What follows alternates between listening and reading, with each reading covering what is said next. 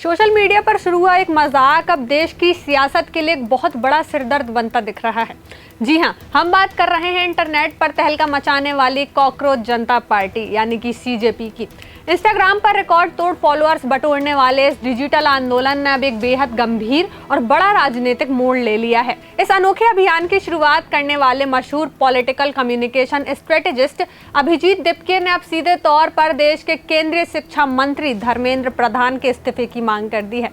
इस मांग के सामने आते ही देश भर के युवाओं और छात्रों का गुस्सा भी सातवें आसमान पर पहुंच गया है और उन्होंने सोशल मीडिया पर इस मुहिम को अपना भारी समर्थन देना शुरू कर दिया है।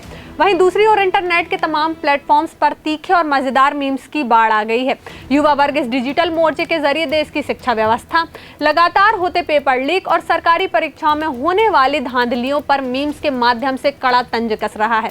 जो सिस्टम कभी छात्रों की आवाज को अनसुना कर देता था, आज वही सिस्टम इस मीम के बाढ़ से हिल चुका है। यह डिजिटल विरोध अब एक व्यापक जन आंदोलन का रूप लेता जा रहा है। इस आंदोलन की बढ़ती ताकत का अंदाजा मात्र इसी बात से लगाया जा सकता है कि अब यह सिर्फ आम सोशल मीडिया यूजर्स या युवाओं तक ही सीमित नहीं रह गया है। कॉकरोच जनता पार्टी के इस नए डिजिटल अभियान को अब देश के कई नामचीन अभिनेताओं, स्थापित राजनीतिक दलों और बड़े मोटिवेशनल स्पीकर्स का भी खुला समर्थन मिल रहा है। सेलिब्रिटीज और प्रभावशाली व्यक्तित्वों की इस मुहिम से जुड़ने के कारण यह डिजिटल विरोध व्यवस्था के खिलाफ एक बेहद मजबूत नैरेटिव और वैचारिक दबाव बनाने में कायम होता दिख रहा है।